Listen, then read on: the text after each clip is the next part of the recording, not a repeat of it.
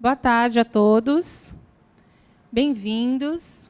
Vamos começar aqui a mesa sobre a necessidade ou não de uma lei do direito ao esquecimento.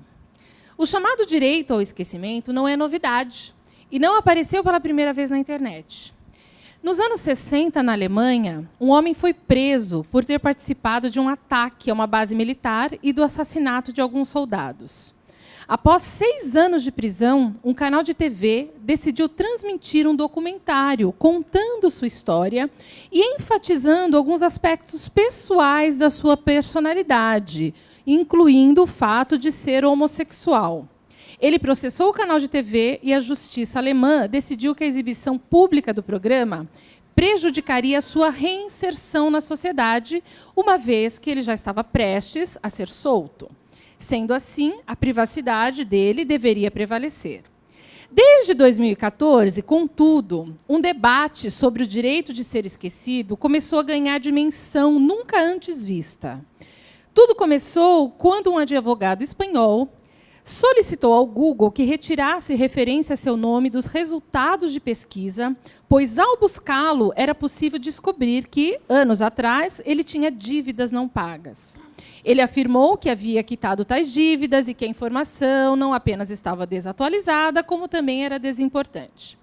A Corte Europeia decidiu a seu favor e, depois, com isso, muitas pessoas, mais de 100 mil pedidos, o Google recebeu dessa desindexação ou deslistamento, entre aspas, essa palavra. E, depois dessa decisão europeia, o Congresso brasileiro começou a rascunhar alguns projetos de lei para regular o direito ao esquecimento. Mas, no entanto, esses projetos basicamente representam uma tentativa de censura privada ou aumento de custos da internet no Brasil. Sobre esse tema, a gente vai debater aqui. A gente tem aqui a procuradora doutora Débora Macedo Duprá.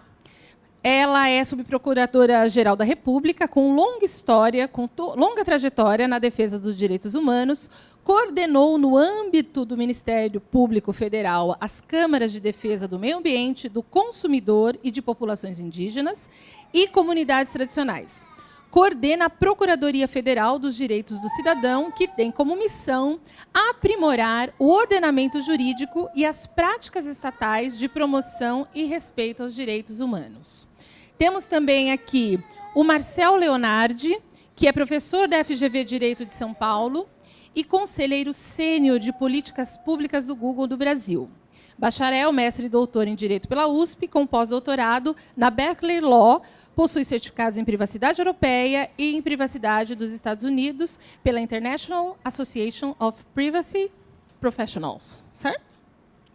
Autor de Responsabilidade Civil dos Provedores de Serviços de Internet. A Laura Conde Tresca, organizadora deste workshop, que convidou a todos, é coordenadora do Programa de Direitos Digitais da Artigo 19 e graduou-se em Jornalismo e Ciências Sociais pela USP. É mestre em Comunicação Social pela UMESP, pesquisadora no estudo sobre celulares e desenvolvimento socioeconômico na América Latina, junto à Universidade Aberta de Catalunha, da Catalunha. Foi consultora em ambientes digitais e coordenadora de comunicação da Rede Casa Brasil do Governo Federal.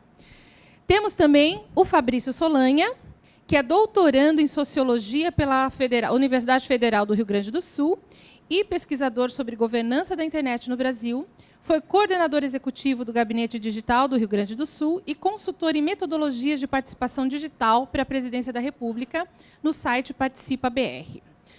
A relatora Kimberly Anastácio, graduada e mestranda em Ciência Política pela Universidade de Brasília, estuda a participação social e representação política nos mecanismos de governança na internet. Foi membro discente do Programa de Educação Tutorial em Ciência Política e faz parte da 2ª turma da Escola de Governança na Internet no Brasil. A gente vai começar com uma pequena apresentação de 5 minutos, cada um falando um pouco dessa temática, como é a sua visão nessa temática. Depois a gente vai fazer uma segunda rodada de perguntas. Vou passar para a Kimberly, ela vai fazer um resumo do que foi falado aqui, e aí a gente pode começar a abrir para a plateia. E eu tenho mais perguntas aqui na manga, qualquer coisa, e a gente vai conversando. Pode ser? Então, a primeira pergunta que eu queria passar para vocês é essa, bem básica, inicial para o nosso workshop. É necessária uma lei específica para o direito ao esquecimento? As leis existentes já poderiam cumprir esse papel, adaptando-se ao contexto digital? Vamos começar com a Laura? Obrigada, Priscila. Bem, eu sou Laura, eu trabalho no Artigo 19. O Artigo 19 é uma organização de direitos humanos e a gente trabalha com direito humano específico, que é a liberdade de expressão e acesso à informação. Então, a nossa análise para essa pergunta vem dessa perspectiva, né, da liberdade de expressão. E pensando nisso, e pensando no contexto brasileiro, a nossa resposta é não. Né? Não faz sentido para a nossa realidade uma lei de direito ao esquecimento. Por que não?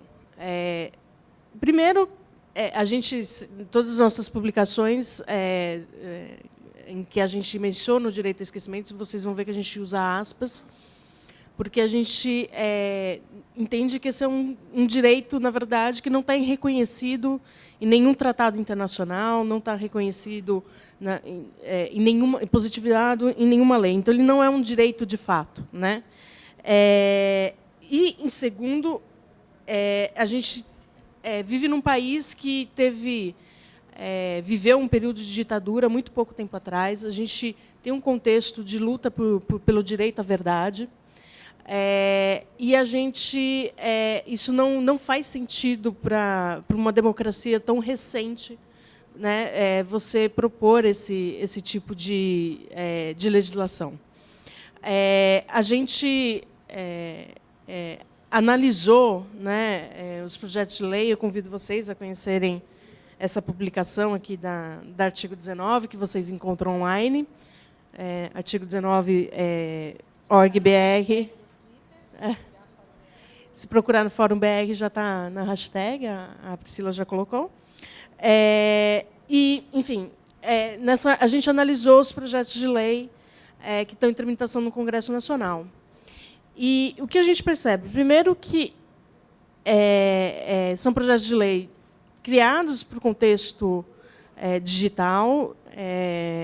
Eu acredito que e eles surgiram depois do caso da Espanha, que a Priscila mencionou. Né?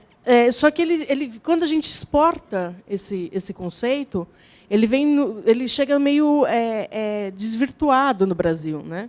Primeiro, que os projetos de lei eles são de exclusão das publicações, não necessariamente de desindexação, como foi o caso na Europa. E aí tem uma série de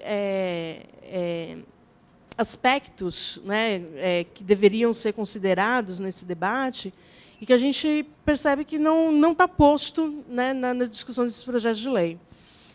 A gente enumerou aqui 13 aspectos. Eu não vou ler todos, mas eles praticamente não estão previstos em nenhum projeto de lei. A ausência é a maior característica entre esses aspectos. Por exemplo, exclusão de pessoas jurídicas da aplicação do direito de esquecimento. Né? Se for pensar em algo assim, a gente pensa que tem que ser restrito a pessoas físicas. Né? Pensar que a gente está falando de desindexação e não retirada de conteúdo original. Fazer referências à liberdade de expressão e fazer o balanceamento com a liberdade de expressão. Nenhum projeto de lei faz isso. Né? E aí tem todos os balanceamentos que são necessários. Sopesamento do interesse público e privado. Considerar essas informações em causa, elas se referem a uma figura pública. A informação é parte do registro público.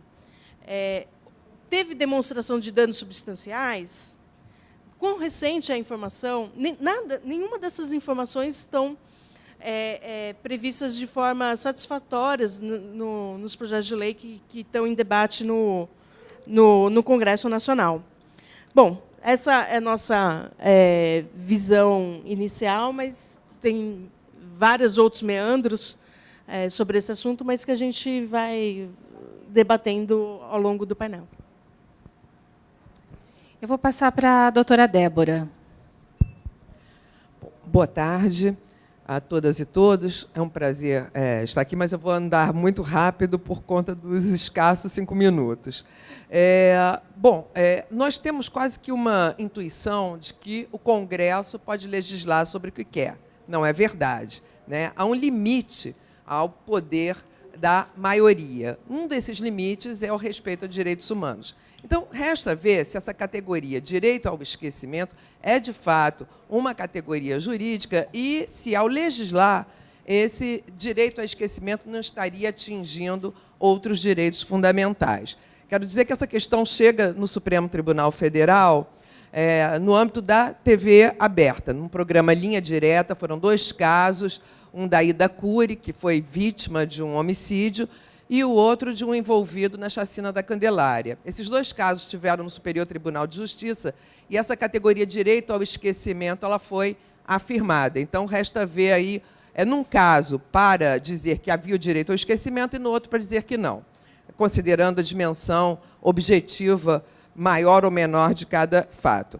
Bom, muito foi dito aqui que a nossa Constituição ela reforça e muito as liberdades expressivas, dentre elas a liberdade de informação. O Supremo Tribunal Federal ele vem reforçando isso também na sua jurisprudência. São inúmeros os casos em que ele dá um valor superior a essas liberdades, que, para serem afastadas, elas precisam de um ônus argumentativo mais forte. Por quê? Porque elas são uma dimensão da democracia, né? Você só participa do debate democrático se você é informado e, por outro lado, você só controla o poder se você tem a informação. Por isso que a transparência é também um princípio constitucional. E tem uma dimensão subjetiva na liberdade, no direito à informação, que é a constituição de nós mesmos. Nós somos pessoas que vamos sendo e nos transformando à medida que as informações nos chegam, à medida que vamos conhecendo o mundo, à medida que vamos tendo encontros na vida. Mas, mais do que isso, eu queria reforçar aqui um elemento que é pouco lembrado, mas que Laura já situou. A nossa Constituição ela tem um imperativo de memória, mais do que de esquecimento. O direito à memória ele decorre muito desse passado de opressão e de fim das liberdades. Ele é visto muito na perspectiva da justiça de transição, dos mortos e desaparecidos, mas tem uma outra dimensão que eu ainda considero mais importante, né? O Estado Nacional ele é formado com o descarte de várias histórias. As escolas nos ensinam uma história oficial, mas nós que trabalhamos com direitos humanos, com direito das minorias, sabemos que essas histórias ficaram perdidas nas narrativas escolares, nos museus.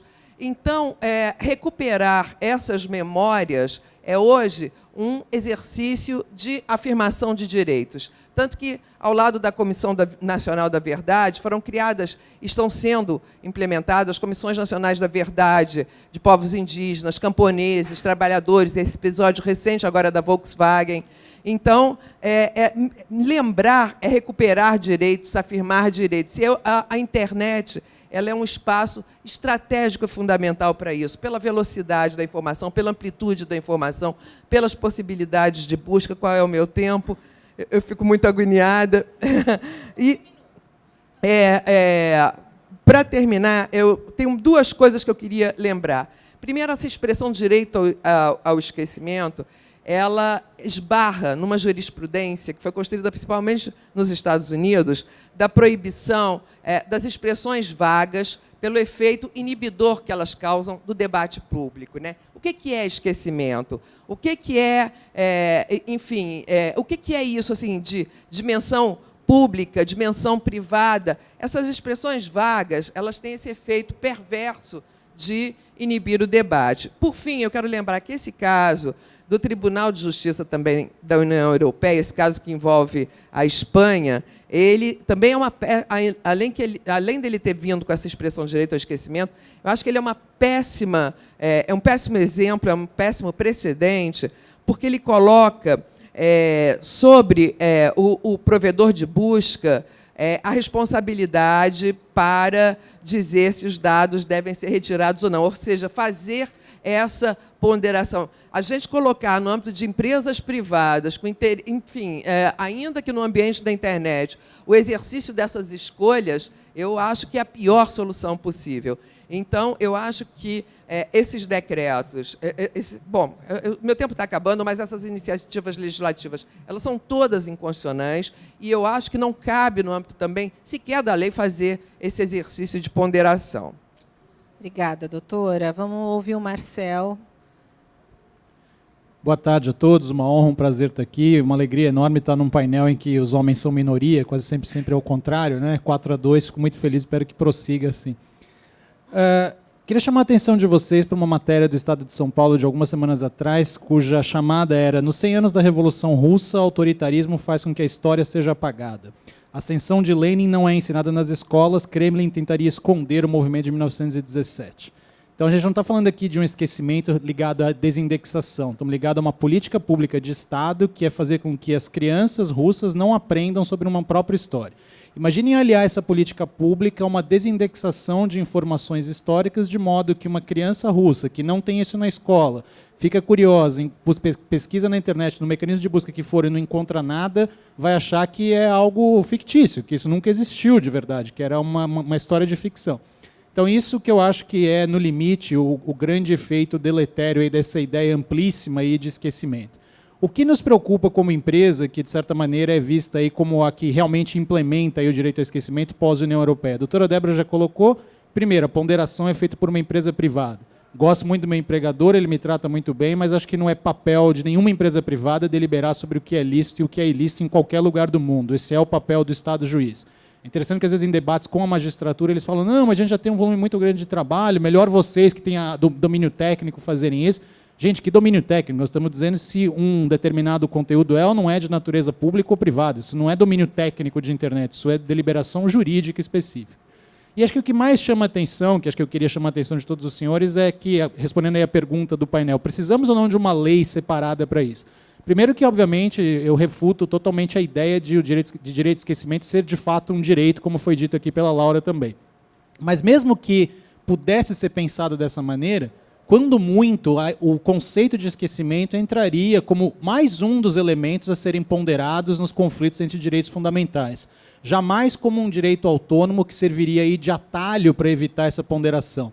Durante a audiência pública no Supremo, eu tive a oportunidade de falar algumas palavras a respeito disso, e lá fiz, de fato, um discurso bem direto sobre esse ponto, que a grande preocupação é essa. Se o sistema constitucional brasileiro, com essa ideia de ponderação entre direitos fundamentais, já faz aí os necessários sopesamentos, para que criar uma figura separada de esquecimento que serviria de atalho para evitar todo o ônus argumentativo que a doutora Débora comentou aqui? Ou seja, você simplesmente diz o seguinte: não, eu tenho direito ao esquecimento, eu não quero que isso seja encontrado por meio de um mecanismo de pesquisa, ou de qual maneira que for, ou mesmo a remoção do conteúdo que seja, e aí, por conta disso, faça aí uma ideia de evitar a necessidade de que seja argumentado dessa forma. Até houve casos na própria Europa em que isso aconteceu. Algumas pessoas já, sabendo que não conseguiriam, em casos judiciais, obter a remoção do conteúdo, no sentido do mérito do conteúdo, argumentaram diretamente uma necessidade de direito ao esquecimento como seu único argumento. Ou seja, não, mas criaram esse direito, logo eu tenho direito a ele, logo não tem que ponderar nada, tem que remover e ponto final. Então, acho que o que realmente preocupa nesses projetos, nessas iniciativas todas, é a maneira como isso vai ser deliberado. E eu creio que o Marco Civil da Internet já responde a isso de maneira adequada. Temos lá o artigo 19 que diz claramente, né, acho que é uma feliz coincidência até do artigo 19 e o artigo 19 que tanto protege a liberdade de expressão aí na internet, que é no Brasil, que é justamente essa ideia desse cenário de que a remoção forçada de conteúdos depende da ordem judicial, justamente para evitar essa figura de arbitrariedade, de autoritarismo, esse tipo de cenário em que a gente avalia esses cenários. E para encerrar, sobre as iniciativas legislativas, acho que basta cada um aí olhar um pouquinho, né? Às vezes quem propõe esse texto, como foi colocado, o Congresso pode até ter a legitimidade, apesar de ignorar alguns limites constitucionais que deveria observar, mas quando você realmente observa os interesses por trás daquilo, dificilmente são interesses realmente republicanos, né? E muitas das versões nossas de projetos de lei são versões turbinadas do esquecimento, né? Alguns projetos de lei, por exemplo, falam o seguinte: não é para remover só de mecanismo de pesquisa a informação, é de qualquer tipo de site. Quer dizer, ignorando toda a sistemática que foi criada com o Marco Civil da Internet, toda a nossa história. E é realmente interessante isso. De certa maneira, o que preocupa nesse aspecto legislativo é que falta realmente mais gente defendendo esse lado do argumento. Hoje a preocupação da liberdade de expressão, a preocupação é tão grande ainda com aquele viés de direitos da personalidade, honra, fake news, esses argumentos todos, que às vezes o pessoal esquece que já existe o judiciário para fazer a ponderação concreta. Você não precisa desse atalho legislativo, que é o que preocupa tanto. Para início, era isso que eu tinha a dizer. Obrigada, Marcel. Todo mundo no tempo. Vou passar, então, para o Fabrício. Bom, obrigado pelo convite. Boa tarde a todos. Bem, acho que a mim me pareceu importante fazer uma certa comparação, uma análise comparativa, ou, no mínimo,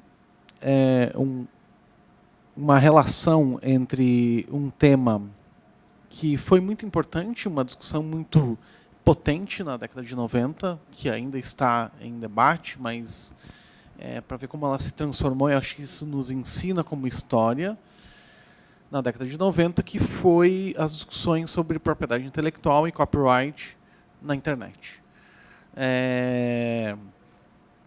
A discussão sobre pirataria e como nós íamos ou perecer por conta da internet no que tange a direitos a criadores, ou que seria uma oportunidade para novos criadores, se alongou por todo o início dos anos 2000 e não houve uma solução, digamos assim, não houve uma solução final ou consensual. Na verdade, a gente perdurou com esse paradoxo entre como a gente consegue oferecer um direito exclusivo por um certo período de tempo para incentivar mais obras e como a gente garante o interesse público. E por não resolver isso, a gente perpetuou um ornitorrinco, que está expresso, está muito bem expresso em todas as metodologias que tentam proteger a propriedade intelectual, seja o DMCA nos Estados Unidos, as técnicas de DRM, as metodologias de 3 ou 6 strikes que estão presentes na Europa ou nos Estados Unidos. Quer dizer, são metodologias que tentam trazer alguma proteção adicional técnica ou jurídica de proteção ao copyright, mas que não se estancam. Eu diria que, inclusive, a solução dada pelo mercado, ou a solução encontrada pela história, pelo menos no campo da música, foi produzir, dos vídeos, né, da produção de entretenimento, foi produzir plataformas de distribuição como Spotify, Netflix, que todos nós usamos e conhecemos, que, vejam só, elas não são para dar lucro, elas não deram lucro até hoje, mas elas pelo menos voltaram a levar lucros para o setor privado, e esse discurso sobre se a pirataria vai matar a produção de entretenimento meio que não faz mais sentido, porque o lucro voltou a fluir para quem detém os direitos de propriedade, não necessariamente para quem cria, mas tudo bem, o mercado funciona assim, e parece que todas as metodologias anteriores que pareciam não dar conta, agora tudo bem, dão conta, então estamos bem. Só que isso fez-se criar ampliar o ornitorrinco, que aproveitando que o Marcel está aqui na mesa, como técnicas para reportar, né, ou os reclamantes reportarem, e se você for verificar hoje no Google Transparency, nós temos mais de 3 bilhões de pedidos de retirada de conteúdo. Quer dizer, bilhões. Então, quer dizer, a nossa sociedade produziu uma forma de, talvez, entre aspas, proteger o conteúdo, criando mais de 3 bilhões de pedidos de remoção de conteúdos no principal site de busca da internet que nós temos hoje. O que eu acho que a gente pode trazer como como ensinamento para o direito ao esquecimento. E eu concordo muito que o direito ao esquecimento pode ser traduzido, nos termos de hoje, como um direito à indexação, como tem se advogado até hoje. Porém, esse direito ao esquecimento está muito... se vincula, né, um discurso que se vincula ao direito de privacidade, a um direito de controle dos dados pessoais, em como ele é publicado ou utilizado na internet. A consequência, para listar os mais óbvios e mais básicos, é um abuso desse controle, a geração de plataformas de pedidos de remoção, como no caso do DMCA, em que você vai gerar um novo mercado de intermediários só para retirar conteúdo, a responsabilidade de quem dita quem é esse interesse público, jurisdição internet, quais são as fronteiras, e, para finalizar, os buracos de registro e história, como já foi citado aqui. Para finalizar, meu tempo acabou, que eu estou controlando aqui, eu queria dizer que esse oxímoro está recolocado, esse paradoxo está recolocado no que tange ao direito ao esquecimento, principalmente no Brasil.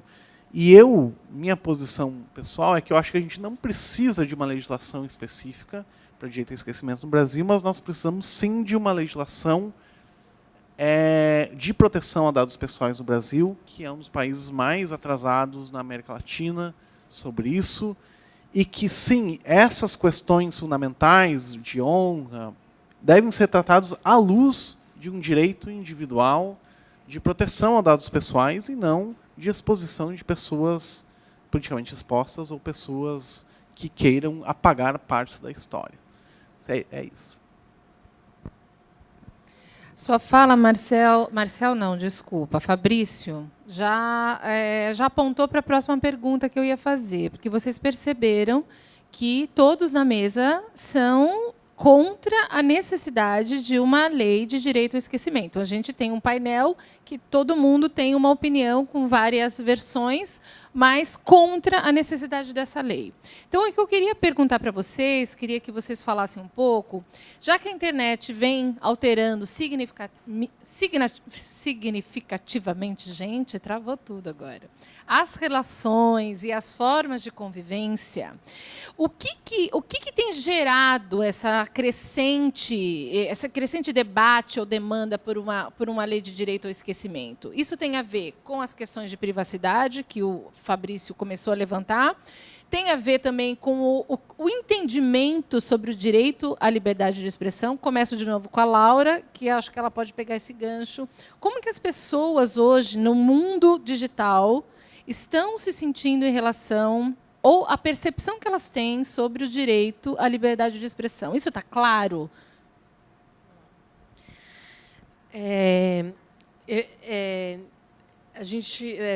Você começou falando, né, que direito ao esquecimento não foi uma invenção da internet, né? É um debate anterior, inclusive no STF tem um debate aplicado à radiodifusão. Eu acho que o que muda no contexto digital é a maneira como são produzidas as informações e como elas circulam, né? Então, às vezes, a própria pessoa que se expõe, né? Às vezes, é uma exposição sem consentimento. E aí, por isso que eu acho que acende esse debate, é por isso que as pessoas demandam, começam a demandar esse direito, entre aspas, né? Eu entendo um pouco na linha do Fabrício, né, que você tem o direito à proteção dos seus dados pessoais. Mas proteção de dados pessoais é diferente de direito ao esquecimento, né? Quando a gente está falando de direito ao esquecimento, me preocupa muito os casos relacionados a figuras públicas, a personalidades, não necessariamente políticos, né? Tem um caso em que foi concedido o direito ao esquecimento num tribunal de São Paulo, em que a pessoa tinha participado da máfia dos fiscais. Né? Tinham notícias a respeito dela, da máfia dos fiscais. E ela não queria mais que essa informação estivesse circulando por aí. E isso me parece uma informação de absoluto interesse público, né? E não me parece que a decisão tenha sido adequada, né? E por mais que tivesse a ver com um fato, tivesse ligado ao nome da pessoa, né? O interesse público dessa informação prevalecia. Então, existe, eu acho, uma falsa ilusão de que as pessoas têm que controlar todas as informações que dizem a respeito de si, né? Porque pode ter informações a respeito de você que é de interesse público, sim, né? Então, mas a gente não vê, né? Eu acho importante dizer que a proteção de dados pessoais esteja necessariamente em conflito com a liberdade de expressão. Não é isso que eu estou dizendo aqui, né? Eles são direitos complementares. E no debate, inclusive é uma das bandeiras que a gente tem levantado no debate de proteção de dados pessoais, é que se dê a devida garantia à liberdade de expressão na lei de proteção de dados pessoais, né? Então, que se crie sessões relacionadas à liberdade de expressão, né? E, principalmente, né, se a gente conseguir, não sabemos se vamos conseguir, uma autoridade que faça a regulação, uma autoridade de aplicação da lei, para a gente é bastante importante que ela não tenha competência de julgar casos de direito ao esquecimento. Isso é bastante importante para a gente, porque tem acontecido em outros países da América Latina. A lei de proteção de dados pessoais, infelizmente, está sendo usada para reivindicar situações de direito ao esquecimento. Aconteceu no México, aconteceu no Uruguai, aconteceu no Peru. Então, isso para a gente é bastante importante, então, que a lei resguarde, né, os casos relacionados ao interesse público, né? Embora o interesse público seja de difícil definição, mas a gente precisa encontrar lá, naquela proposição de lei, algo que resguarde esse tipo de informação. Doutora Débora, nesse sentido que a Laura está colocando, como que dentro das práticas estatais é possível resguardar essa questão dos direitos do cidadão nessa perspectiva do direito à informação, à liberdade de expressão? Eu acho que só pela via judicial. Eu sou radicalmente contrária a uma lei genérica de proteção de dados pessoais. Primeiro, eu acho que nós temos que entender que nós vivemos num outro momento. É muito difícil pensar categorias anteriores para esse ambiente da internet, que é um ambiente absolutamente novo, com uma lógica totalmente diferente. E considerando que nós estamos no mundo e que nós nos expomos, nós estamos o tempo todo publicizando, de certa forma, a nossa vida. Acho muito difícil. Nós temos uma tendência, herdamos um pensamento binário, né? Mulher, homem, branco, preto, enfim. E essa coisa de público e privado são coisas que nem sempre elas estão claramente distinguidas. Uma lei não tem condições de fazer isso antecipadamente para todos os casos. Cada caso em si é que vai gerar a sua própria resposta. Esse caso, por exemplo, da Alemanha, que nós começamos aqui como o primeiro precedente invocado, não, da Alemanha, que era um caso de uma pessoa que estava em vias de ser solto depois de um longo período de cumprimento de prisão e que a ponderação que foi feita era disso ser um fator que dificultava a sua ressocialização. Eu acho um bom julgado. É uma ponderação que não tem nada a ver com direito de personalidade, tem a ver com a participação pública dessa pessoa. Então, não tem como a gente dizer há um direito de personalidade, há a dignidade da pessoa humana, há um direito à intimidade, porque essas são categorias amplas, abstratas, e, como eu disse, sem condições de serem antecipadas plenamente. Costuma-se falar muito do direito ao esquecimento com base no direito penal, porque tem, depois do cumprimento da pena, aquele período de 5 anos após o que há como que um apagamento.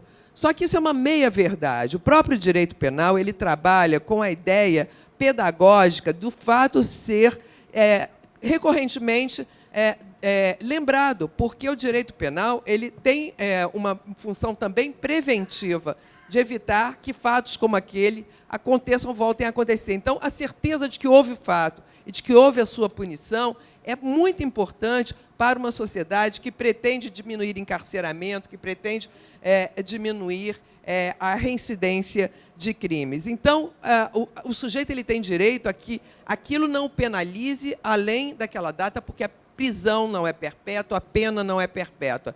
Mas o fato em si, como fato objetivo e fato de dimensão pública, ele sim merece ser lembrado. Por isso que eu digo, a gente tem que ter muito cuidado nessa perspectiva legislativa, principalmente porque ela não tem condições de antecipar todas as situações em que um ou outro elemento devam prevalecer. Marcel, do ponto de vista da empresa, que todo mundo procura todo mundo no Google, né? Como que vocês tratam esse tema lá dentro? Veja, é óbvio que se eu fizer uma pergunta aqui, por exemplo, plateia aqui presente, por exemplo, é razoavelmente jovem, perguntar quem é solteiro. Talvez metade aqui levanta a mão e eu vou perguntar, quando vocês são solteiros e estão interessados em uma pessoa, qual a primeira coisa que vocês fazem? Vão pesquisar o nome dela, talvez, no mecanismo de busca do meu empregador, vão ver Facebook, redes sociais, esse tipo de coisa. Então, de certa maneira, é claro que a reputação que a gente tem ou deixa de ter na internet acaba afetando a vida offline. Essa ideia de separação já não existe faz muito tempo. O problema é que nessa lógica de direito ao esquecimento, tem gente que acha que só pode constar da pesquisa honra ao mérito, medalha de ouro, a melhor versão possível de uma pessoa, né? E jamais aí os detalhes que às vezes a tornaram notória por uma questão de fatos que aconteceram. E isso me traz um pouco na dificuldade de implementação, falando um pouco do ponto de vista prático do que a empresa fez na Europa e como poderia ser em outros lugares do mundo. O que eu vou descrever agora é o que acontece na Europa em linhas bem amplas, né? A Corte Europeia de Justiça entendeu, então, que existia esse direito derivado da remoção de conteúdo, né? Ou seja, separado da remoção de conteúdo, que é o direito à desindexação, derivado da ideia de proteção de dados da Diretiva Europeia. Muito bem. O que a Google se viu obrigada a implementar? Um formulário para cidadãos da União Europeia em que eles se queixam dizendo, olha, eu quero a remoção destas URLs, desses endereços específicos, quando atrelados ao meu nome, porque isso afeta a minha reputação, qualquer que seja justificativa, e eu tenho direito ao esquecimento. E aí, como criou-se esse sistema em que a própria empresa de busca que faz a ponderação, o Google faz essa ponderação, e está lá no nosso relatório de transparência que, em média, 43%, 44% dos pedidos a gente atende, os outros pedidos a gente rejeita. E o que é interessante é que quando a gente rejeita um pedido, a pessoa que se sente injustiçada, dizendo, mas deveria ter acatado o meu pedido, pode se queixar com a Autoridade de Proteção de Dados, que é justamente a preocupação que a Laura demonstrou, que isso seja judicial e não por uma autoridade administrativa, e essa autoridade pode emitir uma opinião dizendo, não, Google, realmente você estava certo, ou não, Google, você estava errado, remova. Se ainda assim a gente questiona, a gente pode judicializar a questão, a outra parte pode judicializar a questão, e aí sim é que vai ter um contraditório judicial para deliberar se aquilo merece ou não merece ser removido, etc, etc. O problema é que, como vocês notaram, não existe o outro lado. Quando a gente decide acatar um pedido de esquecimento, será que a gente está certo em 100% dos casos que a gente decide? Não tem ninguém olhando de perto para dizer se realmente o julgamento foi correto no sentido de fazer a remoção, se aquilo de fato não era interesse público, etc, etc. E por mais que a empresa tenha todos os esforços e tenha aí feito o melhor de si, com uma equipe enorme para avaliar esse tipo de pedido, isso não é algo algoritmicamente resolvível, né? Ao contrário das remoções de copyright que foram mencionadas aqui, que dá para fazer mecanismos automatizados, remoção por esquecimento é essencialmente subjetivo. E toda a lógica de remoção de conteúdo cuja legalidade ou ilegalidade caia na discussão de subjetividade desse conteúdo é que normalmente seria necessária uma análise pelo Estado juiz, ou seja, por quem realmente deveria exercer esse papel. Então, na prática, é isso que tem acontecido. Existe vamos dizer assim, uma pressão muito grande para que o esquecimento seja cada vez mais acatado, os pedidos de remoção, mas não existe muito um viés de olhar para essas decisões que são tomadas de uma maneira geral, porque é como a Corte Europeia de Justiça nos colocou. Mesmo no cenário aí futuro de entrada em vigor do Regulamento Geral de Proteção de Dados na Europa, o cenário é muito parecido, porque existe lá um direito mais genérico, né, a remoção também desses dados são considerados irrelevantes, defasados, etc., etc. E acho que aqui que está o grande problema, né? Enquanto no sistema jurídico brasileiro a gente sempre debateu a questão de remoção de conteúdo com base nesses contrapontos entre direitos de personalidade, etc., etc. Não que não existam outros, mas principalmente com esse critério. Na Europa criou-se essa ideia de derivar a ideia simplesmente de remoção baseada em dados desatualizados. E aí essa mistura, além de fazer pouco sentido no contexto brasileiro, gera esse tipo de abuso. Até, desculpa abusar do meu tempo, só um comentário bem rápido. Uma coisa que muita gente sabe do caso Costerra, do espanhol, que foi mencionado aqui na introdução, o que nem todo mundo sabe, que talvez seja o mais divertido, é que depois desse caso acontecer, porque afinal de contas ele era o espanhol que queria ser esquecido e vai ser eternamente lembrado aí pela ironia, né, do cenário, do caso, ele tentou pedir a remoção de todas as referências de que ele de fato deu origem a esse caso, ao próprio conceito de direito de esquecimento como desindexação. E a Autoridade Espanhola de Proteção de Dados negou o pedido, dizendo, não, são coisas diferentes. Aqui você não tem como negar a notoriedade que o caso teve. Então percebam que, às vezes, nessas brechas de dizer pode se esquecer de tudo, o que a pessoa realmente quer é algo que o direito não deveria reconhecer. E pegando esse gancho aí dele ter pedido um novo pedido do pedido, não é isso? Um pedido do pedido, ele pediu para... Nossa, o pedido do pedido que ele pediu para esquecer. Fabrício, você, com a sua experiência de participação social, que é um outro desafio, de fazer as pessoas participarem, em que sentido essa questão do medo, do receio, esses milhares de pedidos que estão chegando, são de pessoas físicas? As pessoas têm medo? Isso envolve, de alguma forma, uma inibição de participar socialmente? E aí os meus dados ficam lá, que eu dei uma opinião agora, de repente, daqui a um tempo eu não tenho mais. Como pode ser pensada nesse ponto, essa questão? Olha, da minha experiência como participação social, infelizmente, a preocupação com dados pessoais sempre foi muito residual, né? Inclusive, foi uma coisa que o próprio Gabinete Digital começou essa discussão. Eu, propriamente, não estava, nesse momento, implementando essa solução, mas participei das discussões. Em algum tempo depois, no Gabinete Digital, a gente fez uma solução chamada Login Cidadão, que era justamente as pessoas terem um pouco mais de controle sobre os dados que elas forneciam ao governo, e mesmo para o governo dispor de, digamos assim, de uma maneira mais justa e não recorrente, não pedir recorrentemente os mesmos dados para o cidadão, né? Mas isso sempre foi muito residual. Ao mesmo tempo, a gente pode perceber que nesse debate discussão sobre dados pessoais, que tem ficado cada vez mais evidente pela própria discussão brasileira e internacional, casos também de vazamento de dados, as pessoas têm um receio de como esses dados podem ser expostos, dados sigilosos ou dados sensíveis de si próprias, né? Ao mesmo tempo, quando a gente olha para a discussão sobre direito ao esquecimento, eu acho que estão envolvidas duas coisas bem concretas e distintas, e que, infelizmente, elas não fazem muito sentido em se tratando de direito ao esquecimento, como eu falei no início. Eu acho que estão envolvidas duas preocupações. Uma que eu chamo até de você marretar um prego com o miolo do pão. Isso quer dizer, isso não vai dar certo, né? Você vai machucar a sua mão. Uma delas é você pensar pseudo-soluções, portanto, de você proteger honra ou história de pessoas politicamente expostas ou celebridades. E por isso há uma certa, digamos assim, um certo advocacy, né? Uma certa defesa, que é necessário ter instrumentos de proteção à honra e de remoção ou de indexação ou de conteúdo, como a gente tem visto nos casos brasileiros.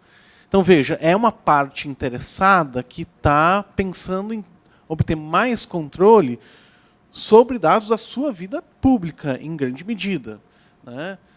Pode haver casos de questões mais particulares, mas se a gente for olhar no geral, são questões de interesse público, no sentido mesmo que seja uma história das pessoas, como no caso do espanhol, né? Ninguém vai poder apagar que ele foi o grande propulsor dessa discussão na Europa. E, em outra medida, né, e eu diria, para finalizar, eu acho que a gente tem uma certa tentativa de controle do que a gente chama de fake news ou de notícias falsas, que também é marretar o prego com o miolo do pão, né? A origem, a disseminação e digamos assim, o espalhamento de fake news, elas estão, ao meu ver, como sociólogo, estão muito mais ligadas ao modelo de negócio atual, de indexação, de perfilação das pessoas para venda, né, e para marketing, em que você identifica grupos de pessoas e vende esse perfil para as plataformas de conteúdo, para plataformas, né, para as plataformas em geral de comunicação que temos hoje, do que necessariamente com ter mais ou menos proteção e que você pode corrigir isso com uma lei de direito ao esquecimento. Então, a solução que está tentando se dar é tentar corrigir esse ambiente de fake news com uma legislação que não faz o menor sentido para isso.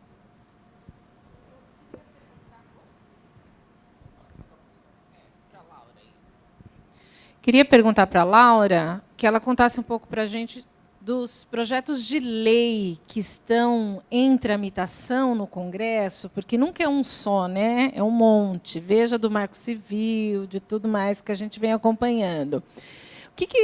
Um panorama desses projetos de lei em relação a esse tema, Laura. E aí eu vou passar para a Kimberly contar um pouco para a gente do que ela pontuou aí dos principais comentários. Aí já vou abrir para as perguntas, tá bom? Já vão pensando aí nas perguntas que não foram ditas, mesmo que elas não tenham respostas, mas tem que ser curta para todo mundo poder falar. Bom, felizmente, teve um aquecimento desse debate nos anos anteriores. Esse ano a coisa ficou um pouquinho mais tranquila, mas, enfim, o Congresso Nacional é uma caixinha de surpresa, a gente nunca sabe quando isso vai voltar à tona, né? A gente identificou 4 projetos principais em tramitação. Um deles, como o Marcel falou, a gente tem que observar, às vezes, quem propõe esses projetos de lei, né? Um deles foi proposto pelo Eduardo Cunha, né? Então, por aí a gente já sabe a intenção do autor, né? O que ele está visando proteger, né? Enfim, e ele certamente é o mais problemático de todos. É um projeto de lei de um parágrafo que diz é obrigatório, e é interessante que ele trata de remoção e não desindexação. Né? É obrigatória a remoção de links dos mecanismos de busca da internet que façam referência a dados irrelevantes ou defasados por iniciativas de qualquer cidadão ou a pedido da pessoa envolvida. Ou seja, é um projeto absolutamente amplo de forma deselegante, sem pé nem cabeça. Né? Enfim. E aí existem outros, né? Tem um do Vital do Rego, um do Jefferson Campos, um do Hildo Rocha. Um foi bastante conhecido, foi o PL Espião, né? Que teve uma... Ele não era específico sobre direito ao esquecimento, né? Mas ele teve uma reação muito forte, né? por parte da sociedade civil e que conseguiu, então, deixar que o projeto de lei avançasse, né? E ele ficou bastante, então, conhecido como PL Espião. Existem outros dois, né? O do Vital do Rego e uma da deputada Soraya Santos, em que ele é o menos pior, mas ele é igualmente ruim, mas, pelo menos, ela prevê que você tem que demonstrar danos substanciais e ela prevê que as decisões são somente pelo Poder Judiciário. Então, dentre todos, o menos pior seria esse. A doutora Débora quer fazer aqui um comentário. Eu queria só mostrar a inconsistência desses projetos. Pegando, por exemplo, os 3 projetos, os 3 primeiros, não vou nem fazer a referência a esse último, que é por decisão judicial, que também é cheio de equívocos, mas eles sempre têm referência aos tais dados defasados, ou, então, fatos que não têm mais interesse público, ou fatos que não são genuinamente históricos. Essas 3 categorias, elas são também em si, como eu disse no início, absolutamente equivocadas. Porque, primeiro, o fato ele ser defasado. O que é fato defasado? É o fato que aconteceu há muito tempo, mas o fato que aconteceu há muito tempo e tem repercussão hoje em dia, por exemplo, eu dizer que Monteiro Lobato é racista é um fato defasado porque ele morreu há algum tempo, mas os livros dele continuam a ser distribuídos na escola, né? E ele chama de Anastácia de macaca, e ele era racista, tem documentos. Enfim, eu vou descartar essa narrativa porque o sujeito já morreu há muito tempo. A outra coisa, o que são fatos genuinamente históricos? São os fatos oficiais da história oficial, mas a história oficial ela é a história de quem ganha, né? Ela descarta todas as histórias que ficaram perdidas ao longo do caminho. E essa história de interesse público também, hoje em dia, o interesse público não é um princípio constitucional de natureza absoluta nem superior. Ele concorre com outros direitos fundamentais e ele é também afirmado caso a caso. E também mostrando essa divisão entre público e privado, ela é cada vez mais desimportante, porque o ambiente público e privado eles estão o tempo todo conversando entre si, se interpelando, né? Então, mostrando que eles não resistem assim a uma análise e caem todos eles naquilo que a gente estava falando sobre jurisprudência, mundo afora, que expressões vagas que inibem o debate, inibem o conhecimento, inibem o livre trânsito de ideias, eles são sempre inconstitucionais. Muito bom. Kimberly, você consegue fazer para a gente, em 5 minutos, 6, o que foi falado aqui, um apanhado geral, para a gente abrir para as perguntas? Tá, tranquilo. Só deixando claro como um breve comentário fora da relatoria, que foi o workshop talvez mais consensual que eu já presenciei em um bom tempo de fórum. Tá. Introduzindo um pouco o que cada palestrante panelista aqui falou, a Laura começou falando um pouco sobre a própria publicação do artigo 19, introduziu alguns dos principais projetos de lei sobre esse tema que estão em tramitação no Congresso, por exemplo, o PL Espião e os outros, sempre a partir da perspectiva de liberdade de expressão, que é o moto da própria entidade, destacando que, na visão do artigo 19, não é necessária uma lei para tratar de direito ao esquecimento no Brasil, justamente por esse não ser um direito que é positivado, reconhecido num tratado internacional, e também por causa do próprio histórico do Brasil, que tem uma relação com a ditadura ainda muito recente.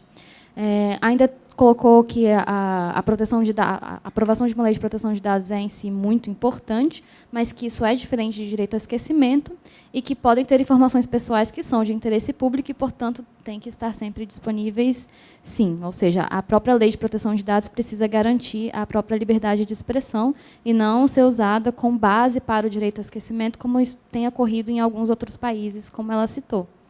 A representante da Procuradoria Federal dos Direitos do Cidadão também concordou que um projeto de lei ou uma lei específica sobre o tema não é algo positivo, porque justamente o Congresso não pode legislar sobre o que ele quiser e há sempre a necessidade de você ter respeito aos direitos humanos, sendo que o direito ao esquecimento poderia estar atingindo e ferindo outros direitos que são fundamentais. Citou o caso da Aida Cury e da chacina da Candelária, que estão no STF, com as decisões diferentes de um caso e do outro, colocando sempre que a Constituição Federal tem um imperativo de memória muito mais do que um imperativo para o esquecimento, também retomando a questão do passado histórico do Brasil. Colocou ainda que todas as iniciativas que a gente tem visto no Congresso de projetos de lei são inconstitucionais na visão dela e que uma desindexação deveria ocorrer apenas por via judicial, saindo dessa visão binária que a gente tem no país, segundo ela, de colocar público e privado como coisas que têm limites claros, quando, na verdade, não é bem assim, segundo ela.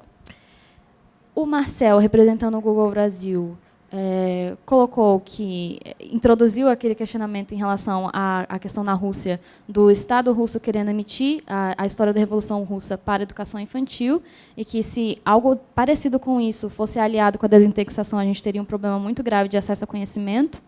E colocou, portanto, que o direito ao esquecimento não seria um direito em si, e mesmo que ele pudesse ser, seria mais um elemento a ser ponderado frente a outros direitos aí, que não são inferiores à própria questão do direito ao esquecimento. Coloca que o Marco Civil da Internet responde de maneira adequada, no artigo 19, à questão do direito ao esquecimento pela via judicial, e também citou um dado que, para mim, pessoalmente, é muito relevante, que é, hoje, quando o Google rejeita um pedido, potencialmente esse pedido pode chegar a alcançar uma via judicial e ser publicizado e ser amplamente debatido. No entanto, todas as vezes que o Google ele aceita um pedido de remoção de conteúdo e remove esse conteúdo, não há uma auditoria, não é algo que é amplamente debatido, então, portanto, fica essa decisão subjetiva sendo tomada pela empresa, sem, talvez, medidas de transparência um pouco maiores. Também coloca sempre que aqui no Brasil a gente tem visto muitas iniciativas que estão mesclando direito ao esquecimento com remoção de conteúdo defasado, que são coisas um pouco diferentes. Por fim, o Fabrício trouxe um pouco do histórico das discussões sobre propriedade intelectual e copyright, para tentar traçar alguns direcionamentos para o que a gente tem visto no debate sobre o direito ao esquecimento, colocando que, nesse caso, muito se dizia a respeito do apocalipse, do que estava acontecendo, mas, no final, as próprias empresas se adequaram, criando plataformas de streaming como uma maneira aí de tentar lidar com a questão do copyright. Também colocou que o direito ao esquecimento ele pode ser entendido mesmo como direito à desindexação, como a gente tem tratado aqui, e trouxe a questão da geração de plataformas de pedido de remoção, ou seja, um novo mercado de intermediários que poderia retirar conteúdo se você leva a cabo a questão do direito ao esquecimento até as últimas. Destacou muitíssimo a importância da gente ter uma lei de proteção de dados pessoais, e trouxe também um pouco da vivência dos movimentos sociais junto com essa interlocução com os dados pessoais, trouxendo a questão de fake news e esses debates que complexificam um pouco mais a questão do direito ao esquecimento. Eu espero que a plateia agora traga alguns direcionamentos um pouco dissensuais, porque senão acho que vou ter que fazer um papel aqui de advogado de diabo e colocar algumas coisas, porque, né? Isso vamos aí, tentar. isso aí. Vamos agora. Você fala seu nome e para quem você quer fazer a pergunta? Boa tarde, sou Mark, pesquisador da Unesp. Na verdade, eu gostaria para o painel todo, já que todos discordam da necessidade. Isso. Mark. Todos discordam da necessidade de uma lei, mas vamos supor que a lei vá acontecer, vamos supor que ela seja passada. Então, quais são as premissas mais básicas que nós temos que cobrar que sejam inclusas nessa lei? O que nós deveríamos estar olhando para essa lei para que, uma vez que ela seja passada, quais são os pontos que nós deveríamos bater o martelo, que deveria ser, por exemplo, 3 pontos fundamentais que nós deveríamos, uma vez a lei passada? Muito obrigado. Eu sou Percival, sou do Comitê de Gestão da Internet, sou conselheiro e sou da Associação Nacional para a Inclusão Digital. Eu queria dirigir a minha palavra, minha pergunta para a mesa, mas talvez mais específico para o Ministério Público. Eu tenho muita preocupação quando se legisla no Brasil, basicamente se legisla em cima do fato concreto e com um viés muito fechado em cima, é como se as leis fossem encomendadas para situações específicas. E na hora que você tem que, no ordenamento jurídico, tratar, no ordenamento jurídico você tem, no dia a dia, você tem que tratar usar aquela diploma legal para cuidar das coisas que atendem à sociedade, obviamente que não é copiar e colar, porque aí você tem mais dificuldade de adaptar, porque no momento da concepção da lei não se teve uma visão sistêmica, não se entendeu a sociedade, fez a lei para a sociedade e não de encomenda para um deputado, ou sei lá, para uma pessoa que precisava daquela lei. Temos Carolina Dickmann, apesar da gente usar isso, mas sofremos o fato dessa lei ter surgido no clamor popular, né? Que confunde muito bem com o interesse público, o clamor popular com outras ações que a gente precisava ter mais cuidado, mas o clamor popular não quer dizer necessariamente ordem pública. Se confunde clamor popular com ordem pública, ou necessidade, às vezes, individual também com ordem pública. É o caso do deputado propondo uma lei para resolver o seu problema. Então, mas basicamente, eu queria lembrar, por exemplo, do que aconteceu na Europa recentemente.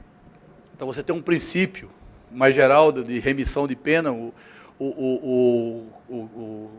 indivíduo é condenado a 10 anos de prisão, e depois que ele é condenado, entende-se que se o objetivo da pena é fazer com que ele retorne à sociedade, com que ele tenha todo o convívio social. Aliás, se conseguisse esse objetivo, seria muito bacana, né? Então, o cara retorna à sociedade. Então, pese sobre ele essa história do passado, poderia mitigar um pouco esse princípio, que era o de garantir a remissão, reintegração do réu à sociedade.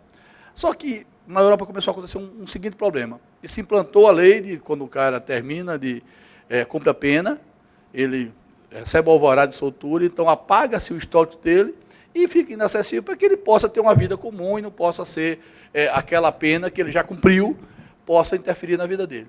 Aí surge a seguinte questão hipotética. Por exemplo, se esse sujeito for um pedófilo, que cumpriu 10 anos por pedofilia, ou 15 anos por pedofilia, saiu, tem todo o direito de conseguir emprego, trabalho e tal. Agora, o cidadão, e aí pode ser até que tem um viés meio de direita e tal, mas o cidadão não tem o direito de saber se o cara vai pedir um emprego na escola, de cuidador de criança de 4, 5 anos.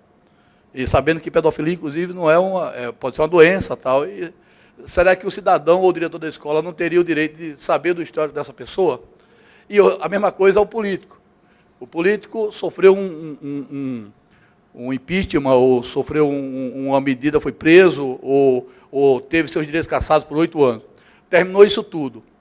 Limpa-se a ficha dele. O eleitor, que tem vários políticos para escolher, não teria o direito de saber que aquele cara, apesar de ter, do ponto de vista... Percival, desculpa. Tá. Acho que já deu para a gente pescar a pergunta aí. É que tem mais 2 pessoas na fila para a gente poder fazer as respostas. Então, assim, os essa limites, discussão entre o limite ético, né, e o limite do princípio do direito,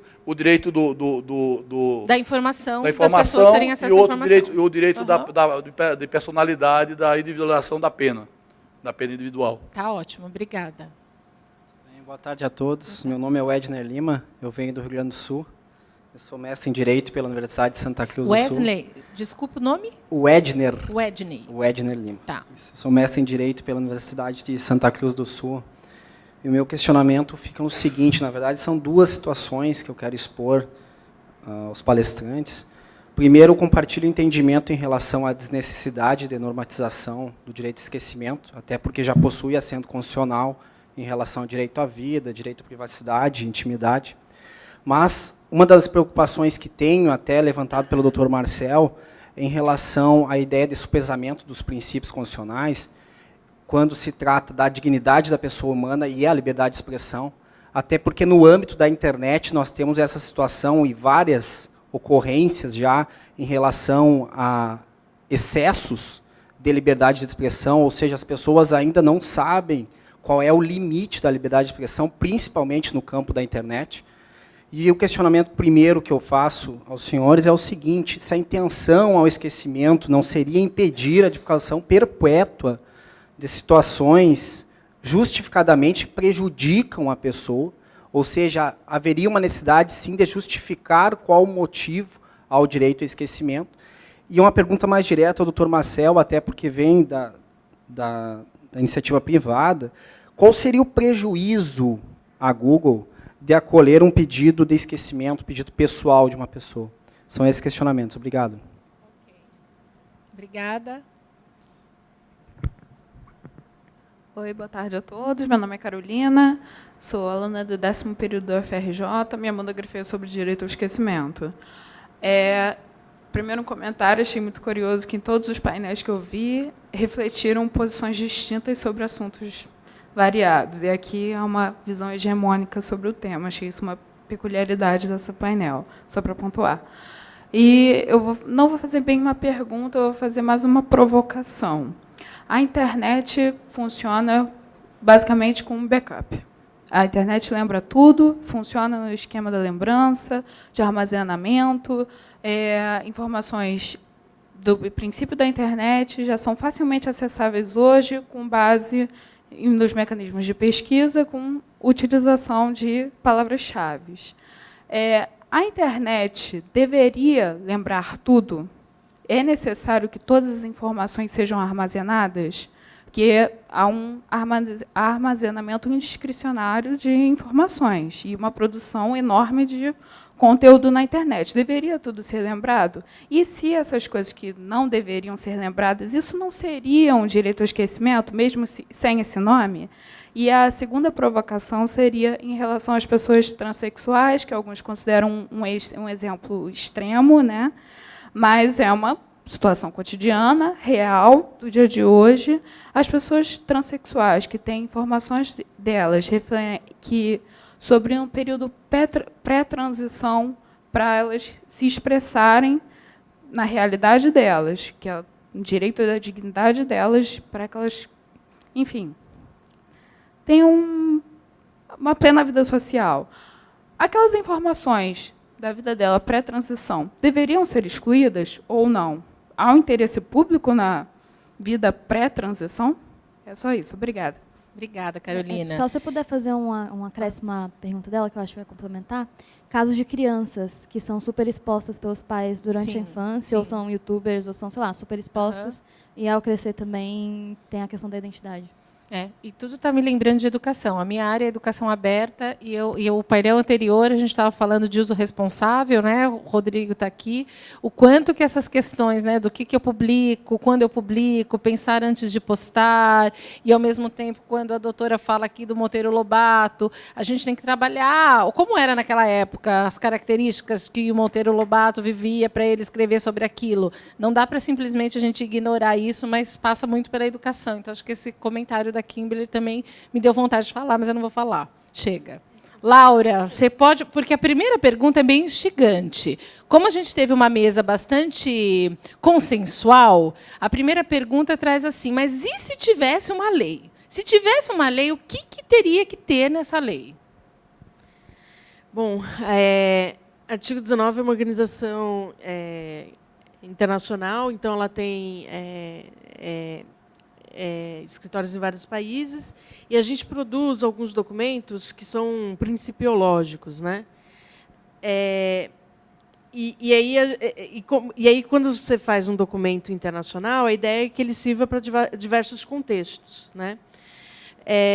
Mas, como regra geral, né, a organização é contra, né, a adoção de uma lei de direito ao esquecimento em qualquer país, né?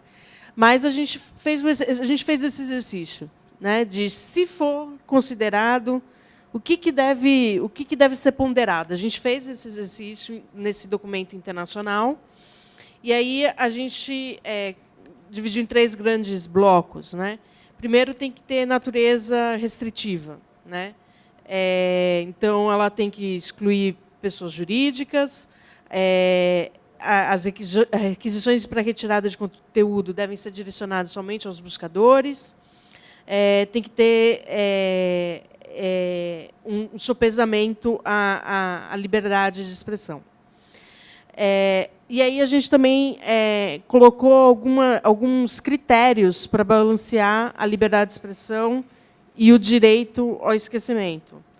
E aí os critérios foram o sopesamento do interesse público ao privado, se as informações em causa referem-se a uma pessoa pública, uma figura pública, se a informação é parte do registro público, a demonstração de danos substanciais e o quão recente é a informação. E aí você avaliar todos esses critérios no caso concreto. E também a gente colocou alguns requisitos processuais. Decisão somente pelo Poder Judiciário, avaliar se o requerente tinha uma expectativa razoável de privacidade, a notificação do editor de informações, então, de quem publicou aquela informação, o escopo limitado, a gente já falou, então, aquele conteúdo específico, né?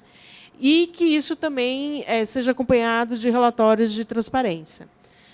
Mas isso, como eu disse, é de um documento principiológico internacional que a gente acha que não é adequado para o contexto brasileiro, dada a nossa história, né?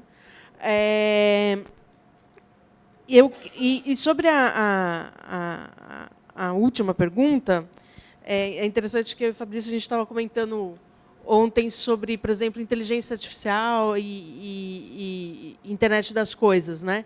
Então, uma pessoa que deixou de ser fumante, foi o caso que a gente pensou, né? Como é que você vai ensinar que você não quer mais receber anúncios relacionados ao cigarro XYZ, né? Ao tabaco, né?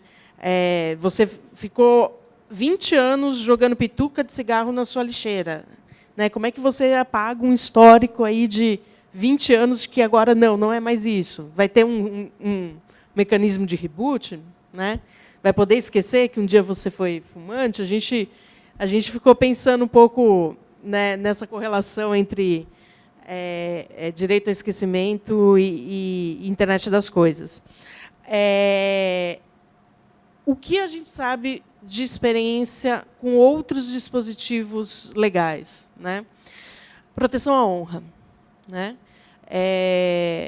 Um indivíduo que tem a sua dignidade ofendida pode recorrer ao judiciário para proteger a sua honra, né? O que o artigo 19 percebe da aplicação da utilização desse dispositivo? Que ele, e principalmente do criminal, né? É que a difamação, os dispositivos de proteção à honra estão sendo aplicados por pessoas poderosas para silenciar vozes dissidentes, né? Então, o político corrupto, que foi denunciado pelo jornal local, ele processa criminalmente o blogueiro, o jornalista, né, porque essas informações vieram à tona. Então, embora o propósito da lei seja legítimo e busque perseguir e aqui eu não questiono que existem casos legítimos nesse sentido, o que a gente percebe é que, no final das contas, a lei acaba favorecendo casos de censura mesmo, de tentar silenciar. E a nossa perspectiva é que o direito ao esquecimento não seria diferente, né? Sobre o consenso da mesa, eu acho que se tem poder público, terceiro setor, empresários, academia, todos apontando para uma mesma direção, tem algo de muito errado com essas proposições de lei, né? Se estamos todos em consenso, é porque tem algo errado. Doutora Débora. Bom, eu primeiro acho que essa discussão sobre direito ao esquecimento ela é uma discussão tanto quanto oligárquica, porque a periferia, as pessoas são expostas cotidianamente, tem um julgamento antecipado, a imagem aí ela corre mundo a vida toda, mesmo depois que cumpriram a pena, persegue sempre. Então, a gente tem que imaginar que, certamente, o direito ao esquecimento é um direito de poucos, como acontece de resto nesse país tão desigual. Mas, Mark, eu não consigo imaginar essa lei. Eu te falei que uma lei não tem condições de antecipar tudo. Nenhuma lei tem. A verdade é que a lei vai se atualizando à medida que ela vai sendo aplicada. Só que essa não tem condições de antecipar o presente. No momento próprio da sua elaboração, ela tem categorias que você não tem como antecipar o que deveria ou não prevalecer. Então, eu não consigo, de fato, imaginar essa lei. Em relação à pergunta do Percival, político, por exemplo, né, tem a liberdade de expressão. Nos Estados Unidos, a jurisprudência norte-americana trabalha com graus. Pessoas públicas são pessoas que já submeteram a sua vida ao escrutínio público, ao espaço público. Essas têm um grau de proteção mínimo. Entendeu? Então, elas estão aí para serem expostas, para terem a sua vida esquadrinhada, não importa a distância temporal que o fato aconteceu. A dificuldade do direito penal ela é um pouco maior, né? A pedofilia, por exemplo. A pedofilia não é crime, a pedofilia é um transtorno mental. O que você pune, né, é o abuso sexual, a violência sexual. Agora, como transtorno mental, você não pune.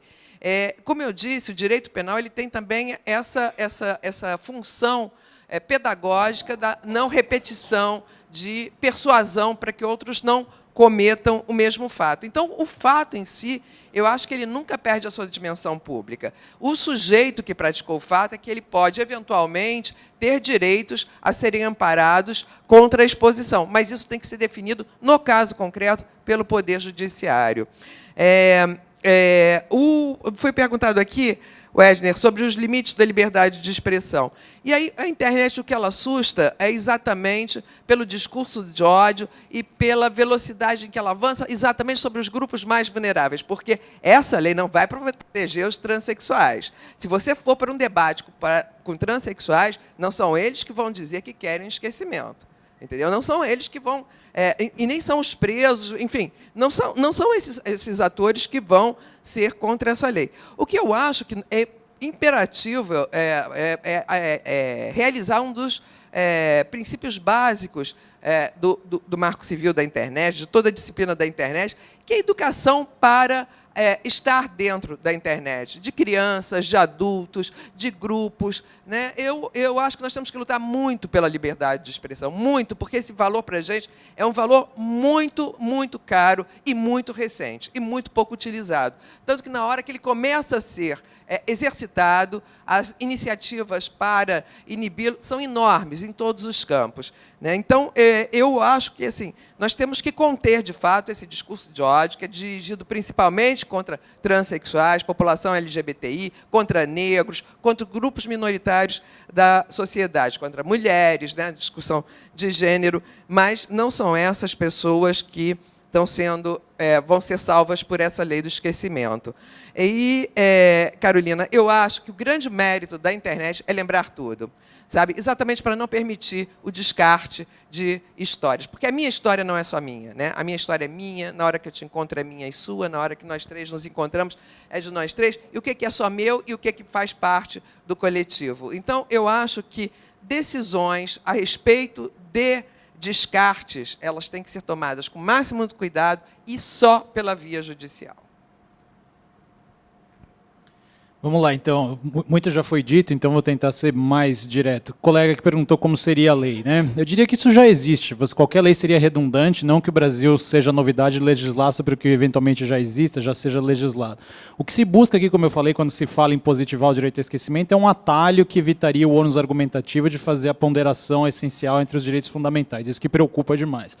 A Google já lida com questões de esquecimento muito antes desse nome existir no Brasil. Quer dizer, pedidos de remoção de resultados de pesquisa na Google Brasil são casos aí que existem muito antes do Costerra, já vinham sendo analisados pelos nossos tribunais, e inclusive o Superior Tribunal de Justiça, o STJ, decidiu em 2 ocasiões, acho que 3 até, se me falha a memória, teve um caso mais recente, que dizendo basicamente o seguinte: olha, eu entendo o seu pedido, você está me dizendo que a tutela que você deseja aqui é que esses resultados aqui não sejam encontráveis, mas disse o STJ, essa não é uma tutela útil, eu não vou te dar essa tutela. A pessoa vai chegar no mesmo resultado conhecendo o endereço do site, por e-mail, pelas redes sociais, por WhatsApp, pela ferramenta que for.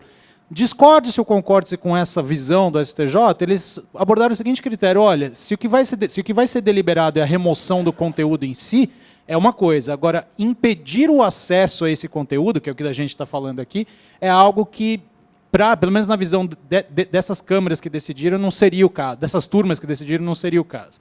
E aí isso calha um pouco, talvez, com a última pergunta que a colega fez: mas então tudo deve ser lembrado?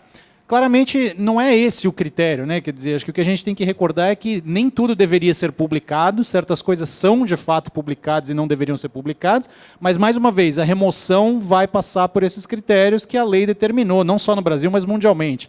Se existe uma ilegalidade objetiva, a gente tem os casos de imagens de abuso sexual infantil, o ECA já vai e diz, é obrigado a remover, não tem discussão, porque ninguém em sua consciência vai dizer que aquilo é liberdade artística, liberdade de expressão, etc, etc. Já conteúdos cuja legalidade é subjetiva, você necessariamente passa por esse crivo de deliberar se é ou se não é, e vai decidir a respeito da remoção depois. Então, eu acho que esse que é o ponto. O que se preocupa, de novo, por isso que eu quero delimitar essa ideia de esquecimento como um atalho rápido para evitar a ponderação e a desindexação como quase que um tapa-buraco, ou seja, você realmente você não está tutelando o conteúdo em si, você não está atacando o que talvez seja a fonte do problema, e uma vez deliberado que é uma fonte, pode ser que não seja, pode ser que seja só a ocultação de um passado. E aí o colega que perguntou qual é o prejuízo para a Google, né, especificamente do ponto de vista empresarial. Eu diria que você tem dois elementos aqui, né? O primeiro é justamente quais são os efeitos práticos, que foi um tema que a gente ainda não abordou aqui, do aspecto internacional dessas decisões. Então, por exemplo, a gente tem um cenário concreto em que, na Europa, o Tribunal de Justiça da União Europeia, por referendo do Conselho d'État, né, da Suprema Corte da França, vai ter que deliberar se essas remoções de direito ao esquecimento têm que ser feitas num nível europeu ou num nível global. E aí é um cenário interessante, porque no limite o que você está dizendo é a França, então, pode ditar o que pode ser encontrado no buscador da Google no mundo inteiro. A França tem esse direito? Ah, mas a França é um país moderno, com um sistema jurídico equivalente. Sim, mas onde você traça a linha? Quer dizer, a hora que os demais países querem a mesma coisa, uns colegas meus falavam, você tem o pior dos cenários, né, porque é o mínimo denominador comum. Não, na verdade, você tem um cenário pior, porque você tem a soma de todas as restrições aplicadas para a internet. Então, o prejuízo empresarial é esse. Você torna a busca muito menos útil, muito menos relevante, porque ela acaba sendo uma somatória dos filtros que cada país acha que tem que ser implementado num critério assim. E a parte operacional, custo de revisão, isso é o jogo, faz parte do jogo, vamos dizer assim.